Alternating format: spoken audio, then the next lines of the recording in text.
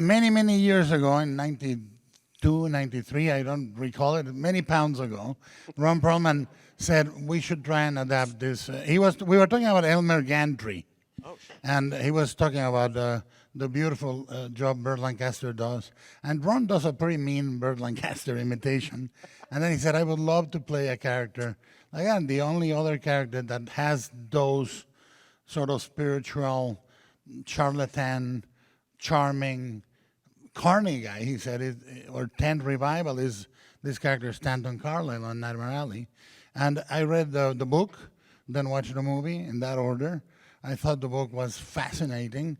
We, of course, Ron turned out to know as much about the movie business as I did at 28. And we went to Fox, and Fox said, it's a library title. Get away from here. They didn't validate our parking even. and then many years later, the novel stayed in my mind. And many years later, Kim and I were looking for something to do together. And Kim said, what about Nightmare Alley? And I thought, well, that's fantastic because we can do an exercise in complete freedom. No one's ever going to make it because it's absolutely, we knew the ending was going to be brutal. We wanted to do this and that. I said, it's a fantastic thing. We wrote it in complete freedom, and then we made it. So much has been subverted within film noir. I think there's a general perception that film noir is a certain way, and there's so many different types of noir. I mean, you could see Ulmer's Detour. You could watch Leave Her to Heaven. You know, they're so different. I mean, it's just the work you put in to believe that you're the character, right? And I just had the blessing of being able to work with so many incredible actors in this movie and I had the luxury of some time to prep. And then, you just put all the work in and just hope that something occurs, and then you can just receive it, and then Stan just is there, and then you can just sort of react to all these wonderful people. Constantly, we were amazed. I would love to say everything happened to us. And that's the miracle. I'm 57, and this movie revealed to me things and ways of making film that I didn't know. And it's that partnership with all the actors, that discovery of truth before style. Respecting style as part of the storytelling, but finding those moments. It was beautiful. My first point of connection was obviously wanting to work with Guillermo. And so when he comes to you with anything, you say yes. And then the character is secondary, in a way, to the experience of working with him. Well, one gets what they want, don't they? And it ain't me. Really? Who? Which one? I think you might get what you you live. Another scar in the neck. You want that? I don't know. You mean the main thing is he's just so lost, so he doesn't even know that that's somebody that's a match or anything. I mean, he's just, like he says to her in the beginning, she says, what do I want? To be found out just like everybody else. That's just sort of what he wants, I think. And he gets it in the end. It's a happy ending for Stan. Mm-hmm. It is, actually, in an odd way. It really is.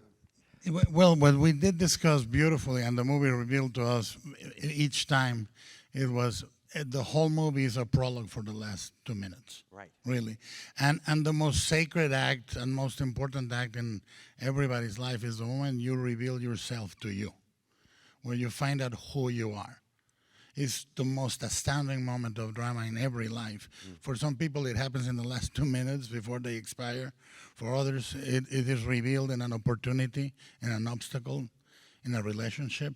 And for us, it was about knowing Stan and loving Stan, not judging him. And then that moment of revelation, that final shot, we were looking at it as the Mount Everest. And we talked to Miles, and the 3 producers agreed. We said, we're going to carry that set through every week of shooting until we nail it. We're going to shoot Tim Blake Nelson's side, and we're going to shoot this side 15, 60 times, whatever we need. Take one. Whoa. Take one. The way she maps the character and the way she went at tracing Molly, we didn't want it an ingenue. and the past she has, and every character has a scar. I don't know. Maybe, hopefully, I have a good moral compass. Maybe, hopefully. But I don't know. It's weird. So we made this so long ago at this point, and we had to come back because of COVID, because the whole world shut down, and I had a baby in between then. So Yes. literally, like when we came back to finish the film, like I had an out of body experience. Like I can't even really remember it. It's like a part of me wasn't there, and so it's such a weird thing to talk about. Like I don't fully even remember it.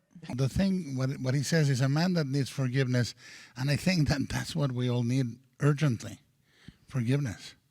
I mean, I think it's a character that hopefully you are following him one way as the victim, and there's that horrible turn when he says, "I've hurt him," and you don't see it coming, nor does Stan.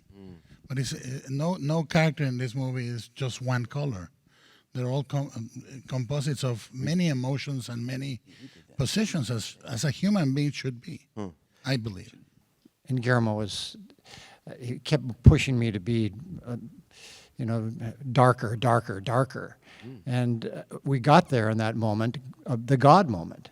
And I'm glad, because Pete had a realization. That was his epiphany, and that he'd never told anybody. And he needed to tell somebody that. And here was the opportunity. And it was kind of his gift that he could give to this wandering soul, as much as he had been a wandering soul too. I mean, they all are in the film. Yeah. And there's an interdependency in that family community. No, but we did discuss discussed what is her final monologue, and we said this is her final monologue. Just shut up. Yeah. Yeah. Have you done a screen slap before, Rooney? Yeah, I'm sure. I think probably a couple of times. And have you received one like hers? Well, I mean, she really hit me. Yeah, that was a real hit. Really? But the thing that More than one take. the thing that you asked, That was the first take. that was the first take, yeah, and it was brutal. It was absolutely. I was like, no, just hit me. Bam! Just hit me. Bam! And we didn't have to use any additional sound design in there. But one thing we knew, and this is something we did discuss about film noir from the beginning, is we said all the women will not only survive Stan, but thrive after. Yeah.